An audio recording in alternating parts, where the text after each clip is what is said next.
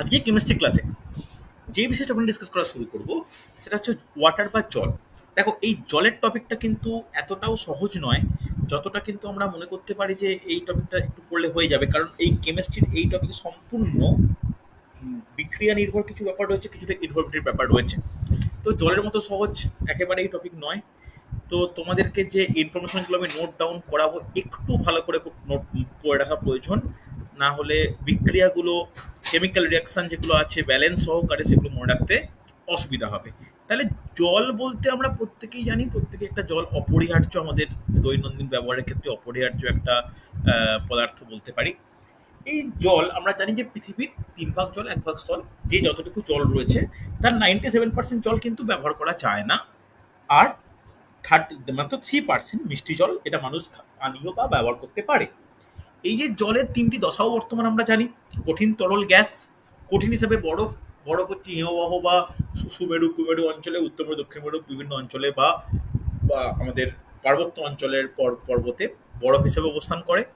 Normal নদীতে বা সমুদ্রে জল তরল হিসেবে অবস্থান করে, এবং বায়ুমণ্ডলে জল জলীয় বাষ্প হিসেবে অবস্থান করছে। এইবার আমরা জলের যদি সংকেত বলি, সংকেত কথাটা আমরা প্রত্যেকেই জানি যে H2। একদম ছোটবেলা থেকে এটা নিয়ে কারো কোনো ডাউট বা চিন্তা হওয়া মানে না জানার ব্যাপারটা নয়। কিন্তু এই জল সম্পর্কে যে তথ্যগুলো বা যে জিনিসগুলো জানার প্রয়োজন, এগুলো পরপর পরপর নোট ডাউন করা প্রয়োজন। তো নোট ডাউন করা, ফার্স্ট হেডিং করে লিখে নাও যে কি কি টপিক রয়েছে জলের। ফার্স্ট নোট ডাউন করবে আণবিক আণবিক ভর। দেখো, আণবিক সংকেত H2 লিখে দিয়েছি। আণবিক ভর কত? আণবিক ভরও ক্যালকুলেট করা যায়, যারা জানো তারা বলতে পারবে। অক্সিজেনের কত হয়? 16 হয়। হাইড্রোজেনের 1 1, তাহলে দুটো হাইড্রোজেন মিলে 2, আর অক্সিজেনের 16 যোগ করলে কত হয়? 18। হ্যাঁ কি না? এটা ডাইরেক্ট কোশ্চেন দেয়। তাহলে আণবিক ভর কত? 18। নেক্সট হচ্ছে বাষ্প ঘনত্ব, খুব গুরুত্বপূর্ণ। বাষ্প ঘনত্ব কত? বাষ্প ঘনত্ব হচ্ছে 9। নেক্সট হচ্ছে নর্মাল ঘনত্ব। নর্মাল জলের ঘনত্ব কত হয়? কে বলবে?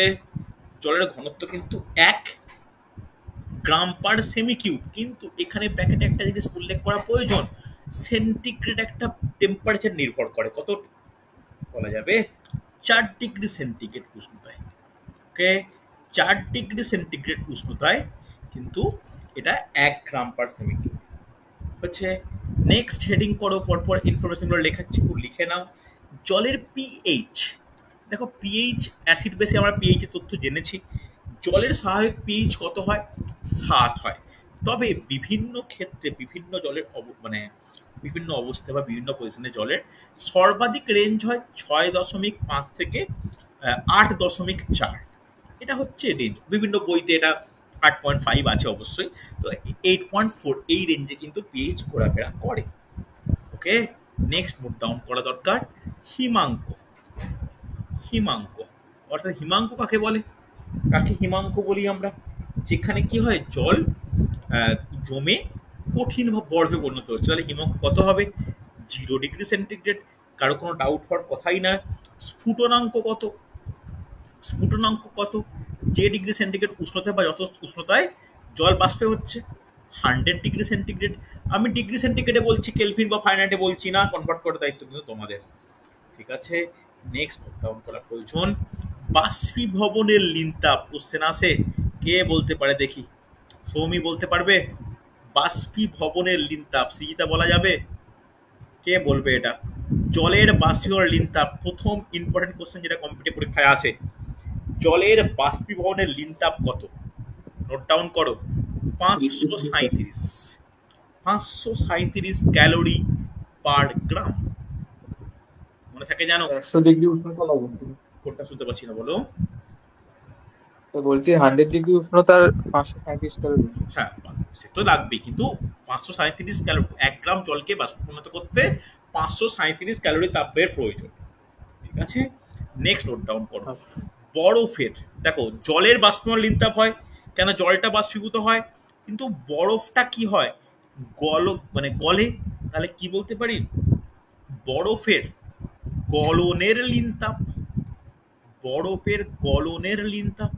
তাহলে বরফের গড়নের লিনতাপ কত? বরফের গড়নের লিনতাপ হচ্ছে 80 ক্যালোরি পার গ্রাম। মনে থাকে জানো? বাষ্পীয় লিনতাপ হলে 537, গড়নের লিনতাপ হলে 80 ক্যালোরি পার গ্রাম। মনে থাকবে? চলো নেক্সট একটা স্টার্ট দিয়ে বলছি, খুব ইম্পর্টেন্ট একটা তথ্য। আপেক্ষিক তাপ, এই কে বলতে পারে? আপেক্ষিক তাপ বলা যাবে? জলের আপেক্ষিক তাপের মান কত? দেখো কেমিস্ট্রির টপিক কিন্তু শুধু যে রিয়াকশন তা নয়, ইনফরমেশনও আছে। আপেক্ষিক তাপ কত বলা উচিত ছিল, এক্সপেক্ট করেছিলাম কেউ না কেউ বলতে পারবে। নোট ডাউন করে নাও, 4200 joule KG inverse degree centigrade inverse. Note down করে নাও, আপেক্ষিক তাপ 4200 joule per KG degree centigrade. মনে থাকবে? লাস্ট একটা নোট ডাউন করো, জলের গঠন, গঠনটা কে বলবে? গঠন বলা উচিত। H2 তো বুঝলাম, H2 টা আকৃতি কেমন হয় লিখে রাখো, ভি আকৃতি বিশিষ্ট। খুব ইম্পর্টেন্ট, ভি আকৃতি বিশিষ্ট, ভি আকৃতি বিশিষ্ট। তাহলে ভি আকৃতি বিশিষ্ট বলে অ্যাকচুয়ালি দেখতে কেমন হয়? মাঝখানে ও, দুদিকে দুটো হাইড্রোজেন, ঠিক এর কৌণিক একটা ভি গঠন করে। তার দুদিকে দুটো এরকম নিঃসঙ্গ ইলেকট্রন জোড় বর্তমান, নিঃসঙ্গ ইলেকট্রন জোড় বর্তমান। মনে রাখো এই স্ট্রাকচারটা খুব ভালো করে লেখো, যে এই একটা কৌণিক একটা স্ট্রাকচার তৈরি হয়। মনে থাকবে?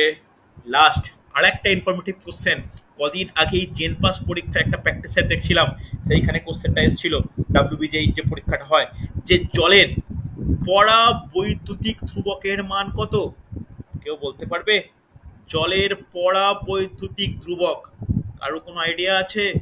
নোট ডাউন করো, এর মান হচ্ছে 80.4। 80.4। এই পেজটা যারা দেরি করে জয়েন করেছো স্ক্রিনশট নাও।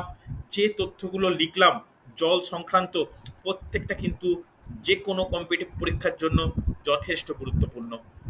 লেখা হয়েছে? প্রত্যেকে রেসপন্স করো, হ্যাঁ কি না? হয়েছে তো? হ্যাঁ সুমন, স্যার। সুমন লিখেছো, দিশা লিখেছো, প্রিয়াঙ্কা লেখা হচ্ছে। চল হ্যাঁ স্যার।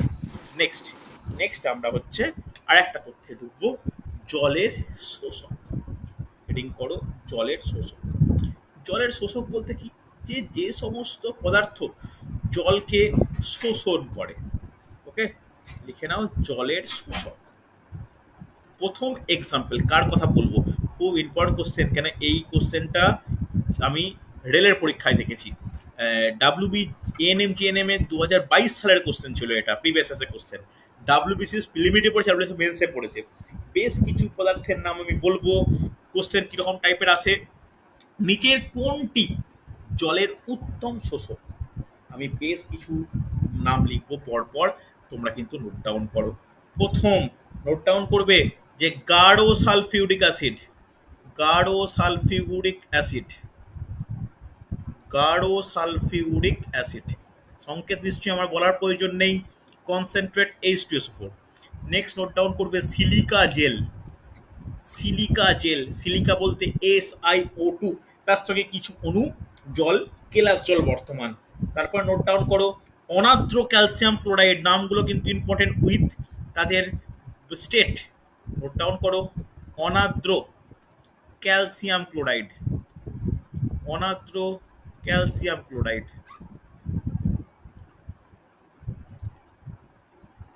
ওকে, তারপর নোট ডাউন করবে, খুব ইম্পর্টেন্ট কিন্তু এটা, যে ক্যালসিয়াম অক্সাইড, ক্যালসিয়াম অক্সাইডের ফর্মুলা কে বলবে? কেউ একজন বলো এটা অন্তত। ক্যালসিয়াম অক্সাইড সংকেত বলো কেউ একজন, ক্যালসিয়াম অক্সাইডের ফর্মুলা কি? না বলতে পারে লজ্জাজনক ব্যাপার, CaO। চলো নেক্সট নোট ডাউন করবে, ক্যালসিয়াম অক্সাইড বললাম, এরপরে আর কি আছে? অনার্দ্র সোডিয়াম সালফেট, অনার্দ্র সোডিয়াম সালফেট, অনার্দ্র সোডিয়াম সালফেট, অনার্দ্র সোডিয়াম সালফেট। সোডিয়াম সালফেটের ফর্মুলা কি? Na2SO4। মনে রাখার যথেষ্ট ব্যাপার রয়েছে কিন্তু। নেক্সট নোট ডাউন করো পটাশিয়াম হাইড্রক্সাইড, এই পটাশিয়াম হাইড্রক্সাইডের ফর্মুলা সৃজিতা বলতে পারবে? পটাশিয়াম হাইড্রক্সাইড জয়শ্রী বলা যাবে? কি হবে? KOH। ক্যালসিয়াম ক্লোরাইড লিখেছে কি হবে? CaCl2। সালফিউরিক অ্যাসিড কি? H2SO4। Silica gel SiO2। Formula মনে রাখো, কোনো ধরো কোশ্চেন দিল ফর্মুলা এইভাবেই ফর্মুলা দিয়েই দিল কোনো যৌগর নাম না লিখে। নেক্সট নোট ডাউন করো লাস্ট, ফসফরাস পেন্টাক্সাইড। ফসফরাস পেন্টাক্সাইড কত কি, এর ফর্মুলা কি? P2O5, মনে থাকবে? তাহলে এই কয়েকটা নাম আমাদের মনে রাখতে হবে। কিসের এটা? এগুলো প্রত্যেকটা জলের শোষক হিসাবে কাজ করে, অর্থাৎ এই সমস্ত যৌগ জল শোষণ করে। বোঝা গেছে? নেক্সট আমরা যদি বলি জলের জলের মানে জলের হচ্ছে দ্রবণ। জলের দ্রবণ কথাটা একটা খুব ইন্টারেস্টিং ব্যাপার, কেন জল এমন একটা ব্যাপার যা খুব ভালো দ্রাবক হিসাবে কাজ করে, অর্থাৎ যে কোনো পদার্থকে খুব ভালো গুলিয়ে নিয়ে দ্রবণ প্রস্তুত করতে পারে। তাই জল কি? জল হচ্ছে উত্তম দ্রাবক। মনে থাকবে, জল হচ্ছে উত্তম দ্রাবক। তাহলে এর কারণ কি?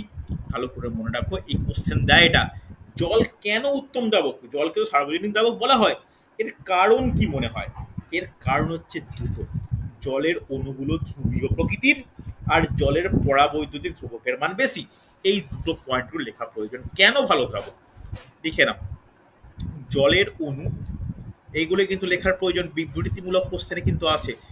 জলের অণু ধ্রুবীয় প্রকৃতির, ধ্রুবীয় প্রকৃতির।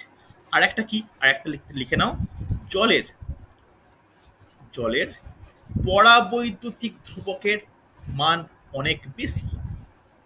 পরাবৈদ্যুতিক ধ্রুবকের মান বেশি। এই কারণে জল যে কোনো যৌগকে দ্রবীভূত করে নিতে পারে। থাকবে, যে কোনো যৌগকে দ্রবীভূত করে নিতে পারে, অসুবিধা নেই। তাহলে দেখো, জলের শোষক পেলাম, জলের দ্রবণ পেয়েছি। ফার্স্টে আমরা কিন্তু জল সম্পর্কে যা যা ইনফরমেশন আছে আমরা কিন্তু লিখিয়েছি। হয়েছে? লেখা হয়েছে? রেসপন্স করো প্রত্যেকে, নাকি না? হয়েছে না হয়নি? হচ্ছে? হ্যাঁ স্যার। চলো নেক্সট, এবার হ্যাঁ আমরা স্যার। এবার আমরা শুরু করব যে রাসায়নিক বিক্রিয়া সমূহ। নোট ডাউন করো, এইপরে টপিকটা একটু কঠিন আসবে। রাসায়নিক বিক্রিয়া সমূহ, এই রাসায়নিক বিক্রিয়া লিখিয়ে আজকে ক্লাস শেষ করব। জলের দ্বিতীয় ক্লাসে আমরা জলের ক্ষরতা, জলের পরিশোধন, এই ইনফরমেশনের গুলো কিন্তু আলোচনা করব। রাসায়নিক বিক্রিয়া সমূহ, দেখো রাসায়নিক বিক্রিয়া ফার্স্টেই হেডিং করো যে ধাতুর সঙ্গে বিক্রিয়া। ধাতুর সঙ্গে বিক্রিয়া, বেশ নোট ডাউন করো, ধাতুর সঙ্গে বিক্রিয়া। ধাতুর সঙ্গে বিক্রিয়া,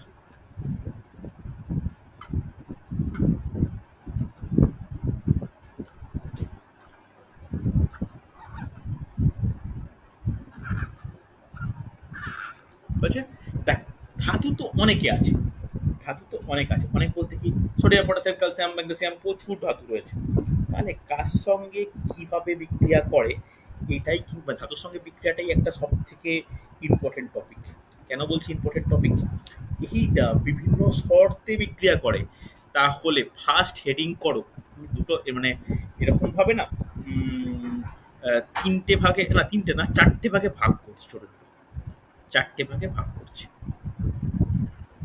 চারটে ভাগে ভাগ করছি। তো ভাগ করে ছক করে লিখলে না খুব অনেক অনেক কিছু আলোচনা হবে, কিন্তু আলোচনাটা একটু ছকবদ্ধভাবে থাকলে মনে রাখা সুবিধা হয়। লিখে নাও, ভালো করে শোনো, খুব ইম্পর্টেন্ট। যে সাধারণ উষ্ণতায় জলের সঙ্গে বিক্রিয়া, নোট ডাউন করবে, সাধারণ উষ্ণতায় জলের সঙ্গে বিক্রিয়া।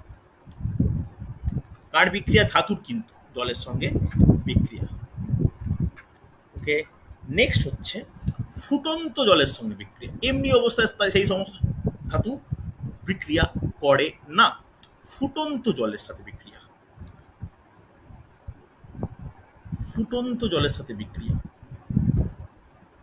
ওকে, নেক্সট নোট ডাউন করো, শুধু ফুটন্ত নয়, স্টিমের সঙ্গে বিক্রিয়া, মানে সেটা ফুটন্তের পরের অবস্থা। স্টিমের সঙ্গে বিক্রিয়া, তোমাদের অনেকে বলতেই পারো স্যার এই দাগটা ছোট হয়ে গেছে কারণ, এখানে লিখে নাও বিক্রিয়া করে না। সে বরফ দাও, যাই দাও, বিক্রিয়া কোনোভাবেই যে সমস্ত যৌগ, যে সমস্ত যৌগ, যেসব ধাতু কোনোভাবেই বিক্রিয়া করবে না কার সাথে? জলের সাথে। আগে সেটা লিখিয়ে দিই, কারণ সেটাই হচ্ছে একটা ইম্পর্টেন্ট কোশ্চেন, যে কোন কোন ধাতু রয়েছে যারা কোনো অবস্থাতেই জলের সঙ্গে বিক্রিয়া করে না, সে স্টিম দাও, সাধারণ উষ্ণ দাও, ফুটন্ত জল দাও, বরফ দাও, কি কে কে হবে লিখে নাও। প্রথমে সংকেত লিখবো না নাম লিখবো? আচ্ছা নামই লিখি। কপার, কপার সিইউ, এটা কিন্তু বিক্রিয়া করে না। সিলভার, সিলভারের সংকেত এজি, বিক্রিয়া করে না। সোনা, গোল্ড, গোল্ডের সংকেত এ ইউ, একদম বিক্রিয়া করে না।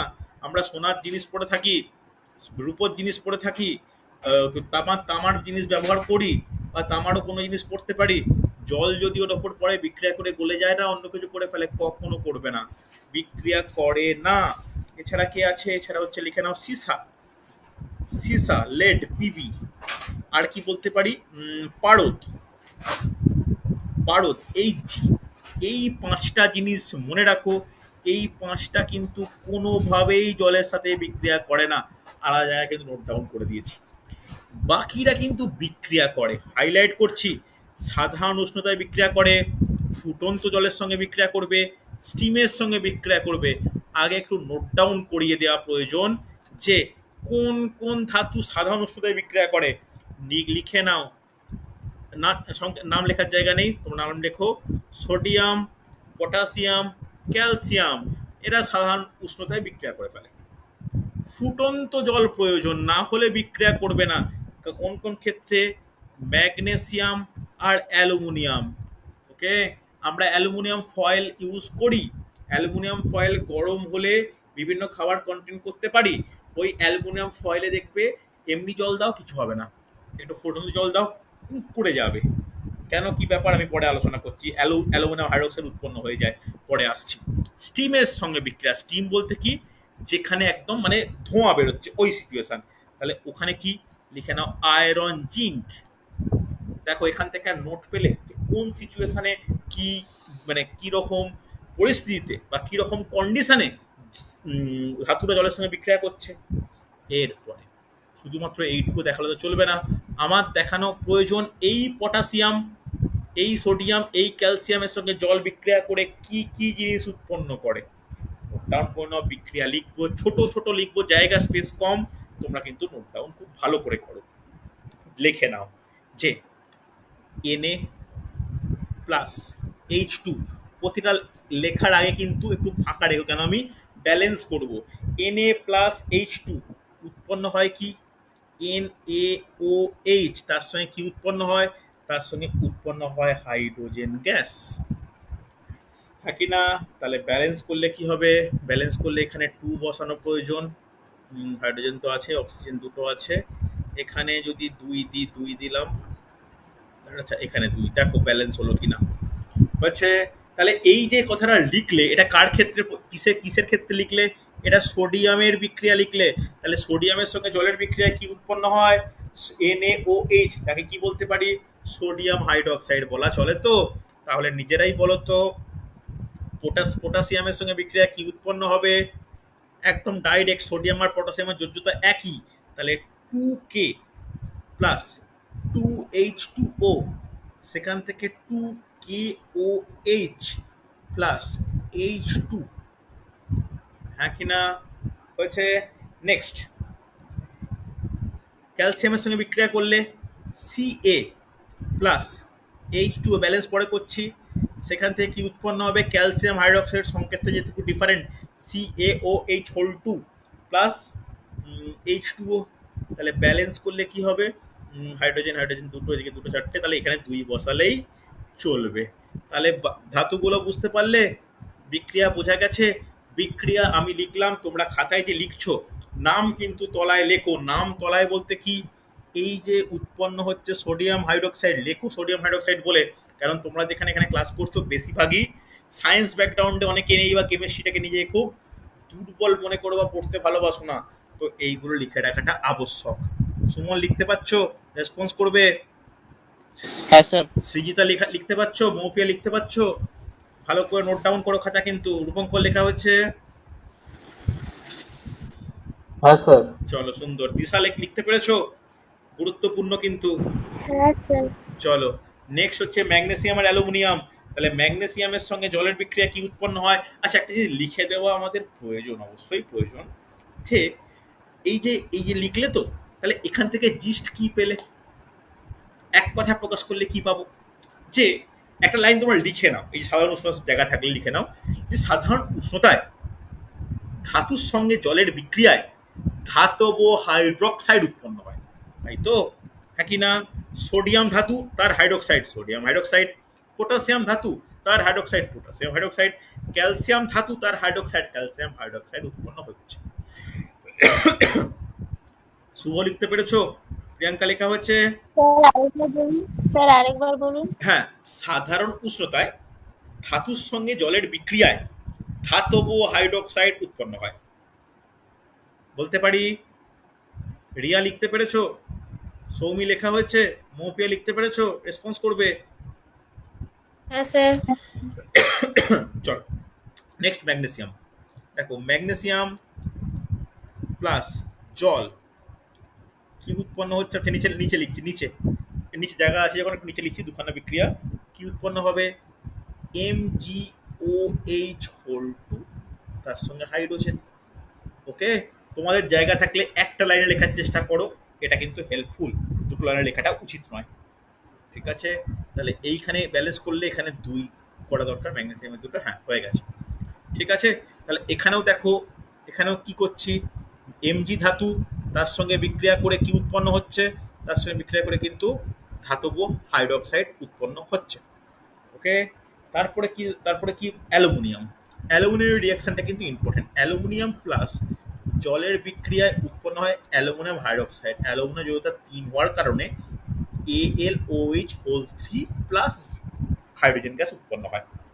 ঠিক আছে, ব্যালেন্স করলে ব্যালেন্সটা একটু টাফ ব্যালেন্স, যথেষ্ট টাফ ব্যালেন্স। এই ব্যালেন্সটা পরীক্ষায় ক্লাস 8-9 এর স্টুডেন্টদের দেওয়া হয়।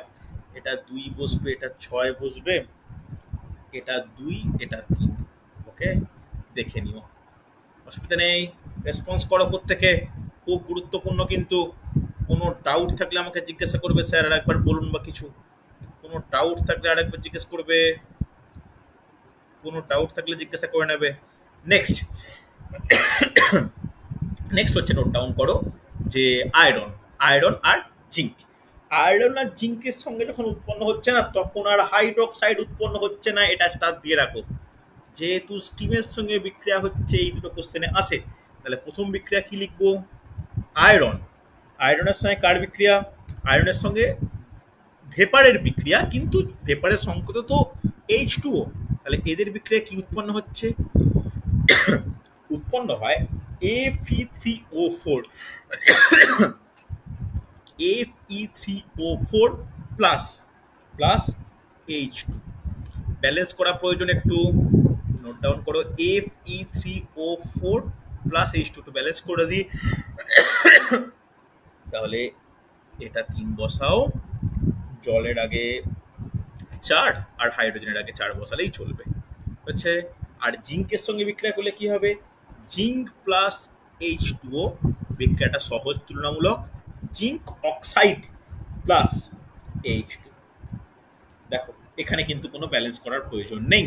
তাহলে দুটো বক্স করছি, খুব গুরুত্বপূর্ণ। এই যে দুটো উৎপন্ন হলো, এটা কি হাইড্রোক্সাইড? না, এটা কি উৎপন্ন হয়েছে, এটা কিন্তু ধাতব অক্সাইড উৎপন্ন হয়েছে। তাই তোমাদের লিখে নেওয়া উচিত যে তোমার লিখে নাও, স্টিমের সঙ্গে ধাতুর বিক্রিয়ায় ধাতব অক্সাইড উৎপন্ন হয়। মনে থাকবে, ধাতব অক্সাইড উৎপন্ন হয়, ধাতব অক্সাইড উৎপন্ন হয়। ঠিক আছে, লেখা হয়েছে। আর বাদ বাকিগুলো আমার নোট ডাউন করা আছে, যে কপার, সিলভার, সোনা, তোমার সীসা আর পারদ, এরা কোনো অবস্থাতেই বিক্রিয়া ঘটায় না। মনে থাকবে, রেসপন্স করো, একই না, ইয়েস অর নো হয়েছে প্রত্যেকের? হ্যাঁ স্যার। চলো নেক্সট হেডিং করবে, অধাতব সঙ্গে বিক্রিয়া। নেক্সট হেডিং করা আছে, লেখা হয়েছে, স্ক্রিনশট নাও, স্ক্রিনশট নাও। কোনো ডাউট থাকলে আমাকে বলবে, স্ক্রিনশট নাও, কঠিন জিনিস, সহজ নয়। চলো নেক্সট, আজকে শেষ টপিক হেডিং করো, অধাতুর সঙ্গে বিক্রিয়া। পরের দিন ধাতব অক্সাইডের সঙ্গে করব আর অধাতব অক্সাইড করব। নেক্সট হেডিং করবো আজকের টপিক অধাতুর সঙ্গে বিক্রিয়া। অধাতুর সঙ্গে বিক্রিয়া।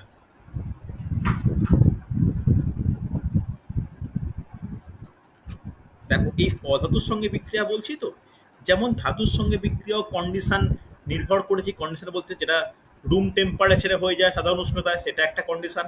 তারপরে স্টিমের সঙ্গে বা ফুটন্ত জলের সঙ্গে, এটা একটা কন্ডিশন। এক্ষেত্রেও দুটো কন্ডিশন হবে। দুটো কন্ডিশন বলতে কি, একটা হচ্ছে তোমার স্টিমের সঙ্গে, আর একটা ঠান্ডা জলের সঙ্গে। ইন্টারেস্টিং ব্যাপার কিন্তু। তাহলে দুটো জাস্ট খাতার মাঝখানে আমি দাগ টানছি। এদিকে লেখো, একদিকে লেখো স্টিমের সাথে, একদিকে লেখো যে স্টিমের সাথে বিক্রিয়া, স্টিমের সঙ্গে বিক্রিয়া। আর একদিকে লেখো যে ঠান্ডা জলের সঙ্গে বিক্রিয়া। তাহলে এর কন্ডিশনটা বুঝতে পারলে অধাতুর সঙ্গে, যে সাধারণ উষ্ণতায় বিক্রিয়া করেই না, আর ফুটন্ত সঙ্গে বিক্রিয়া করে, নয় স্টিম দরকার, নয় ঠান্ডা জলের সঙ্গে বিক্রিয়া। ওকে, তাহলে কোন কোন অধাতু এটা বিক্রিয়া করে সেটা একটা লিস্ট আউট করা প্রয়োজন। তাহলে স্টিমের সঙ্গে বিক্রিয়া করে কে? স্টিমের সঙ্গে বিক্রিয়া করে, তারও কন্ডিশন রয়েছে। স্টিমের সঙ্গে দুজন বিক্রিয়া করে, কে কে? একটা হচ্ছে লিখে নাও যে শ্বেততপ্ত, শ্বেততপ্ত কার্বন। ওকে, যে কার্বনটা নিচে প্রায় 100 ডিগ্রি সেন্টিগ্রেড উষ্ণতায় একদম সাদা হয়ে যাওয়া, 100 ডিগ্রি সেন্টিগ্রেড উষ্ণতা, তাকে সাদা এবং শ্বেততপ্ত যাকে বলে কার্বন। আর একটা কি? আর একটা হচ্ছে গলিত সালফার। খুব ইম্পর্টেন্ট কিন্তু, গলিত সালফার, তাকে তাপ দিয়ে গলানো হয়েছে, তারাই কিন্তু স্টিমের সঙ্গে বিক্রিয়া করবে। তাহলে প্রথম আমি 1 নম্বর দাগ দিয়ে লিখছি, আর 2 নম্বর। 1 নম্বরে বিক্রিয়া কার সঙ্গে লিখবো? শ্বেততপ্ত কার্বন। তাহলে কার্বনের সংকেত সি, স্টিমের সংকেত H2O। যেহেতু স্টিম বলেছে, একে ভিএপি লিখতে পারি। আগের এখানে বড় স্পেস আছে লিখতে পাচ্ছি, আগেরটাও তোমরা কিন্তু ভিএপি লিখে দিতে পারো। বিক্রিয়া করে কি উৎপন্ন হয়? খুব ভালো জিনিস কিন্তু এটা, কার্বন মনোক্সাইড প্লাস হাইড্রোজেন। এই কার্বন মনোক্সাইড প্লাস হাইড্রোজেনকে একত্রে কি বলা হয়? কে বলবে? কম্পিটিটিভের খুব প্রিয় প্রশ্ন। কার্বন মনোক্সাইড প্লাস হাইড্রোজেনকে একত্রে কি বলা হয়?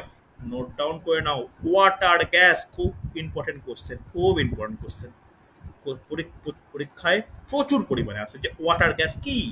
ওয়াটার গ্যাস হলো কার্বন মনোক্সাইড ও হাইড্রোজেনের মিশ্রণকে ওয়াটার গ্যাস বলা হয়। কিভাবে উৎপন্ন হয়? শ্বেততপ্ত কার্বন, তার সঙ্গে স্টিমের বিক্রিয়া কিন্তু এটা উৎপন্ন হচ্ছে। ওকে, নেক্সট বিক্রিয়া নোট ডাউন করো, সালফার প্লাস H2O উৎপন্ন কি হয়?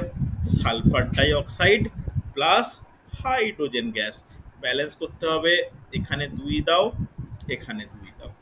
ওকে, আর কিছু এখানে বলার প্রয়োজন নেই। SO2 মানে সালফার ডাইঅক্সাইড। আচ্ছা, চলো নেক্সট। ঠান্ডা জলের সঙ্গে বিক্রিয়া করে। ঠান্ডা জলের সঙ্গে কোন ধাতু বিক্রিয়া করে? দুজনের নাম লেখো, প্রত্যেকেই আমরা জানি। একটা ফ্লুরিন আর একটা হচ্ছে ক্লোরিন, F2Cl2। একটা F2 আর একটা Cl2 মনে থাকবে। ফ্লুরিন আর ক্লোরিন, এই ফ্লুরিন আর ক্লোরিন কি কি বিক্রিয়া করে, কিভাবে বিক্রিয়া করছে নোট ডাউন করে নাও। দুটো বিক্রিয়া একটু লিখে রাখা প্রয়োজন। 1 নম্বর সহজ বিক্রিয়া, F2 প্লাস ওয়াটার H2O কি কি উৎপন্ন করে? HF প্লাস O2 মনে থাকবে। ব্যালেন্স করো, এটা 2 দাও, এটা 4 দাও, 4 দিলে আচ্ছা এটা 2, হ্যাঁ হয়ে গেছে। দেখো উৎপন্ন করে, ঠিক আছে। এই বিক্রিয়াটাই একটু দীর্ঘক্ষণ যদি স্থায়ী করা হয়, তাহলে ওজোন গ্যাসও কিন্তু উৎপন্ন হয়, ঠিক আছে। এই বিক্রিয়াটা দীর্ঘক্ষণ স্থায়ী করলে অক্সিজেনের পরিবর্তে ওজোন গ্যাসও উৎপন্ন হয়।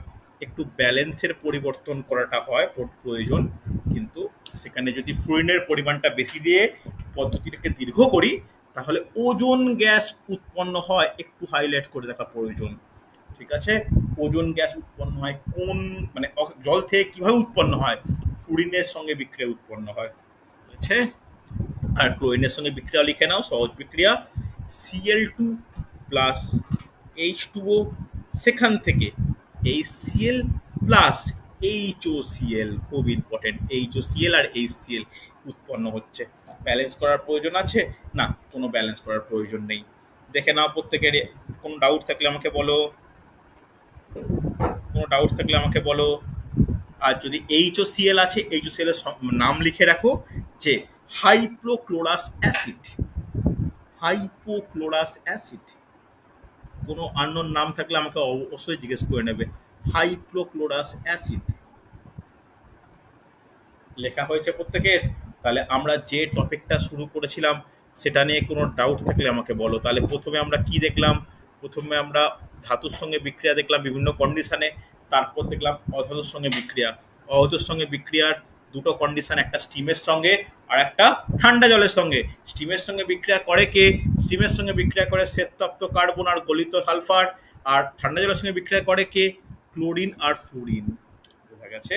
আর বেশিরভাগ অধাতু সমূহ যারা গ্যাস রয়েছে তারা খুব একটা জলের সঙ্গে বিক্রিয়া করে না বললেই চলে।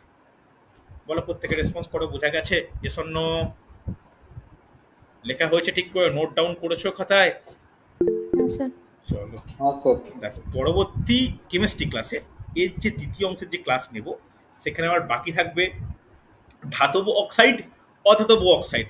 এবার যদি কারোর মনে হয় স্যার ধাতব অক্সাইড অধাতব অক্সাইড ব্যাপারটা কি, কেমিস্ট্রিতে আমি অ্যাসিড বেস করিয়েছি। অ্যাসিড বেসের ক্লাসে কিন্তু ধাতব অক্সাইড অধাতব অক্সাইড ডিটেলসে লেখা আছে। যেহেতু এই সপ্তাহে আমি ফিজিক্সের মক টেস্ট নেব এই রবিবার, আপাতত ফিজিক্স রেডি করো।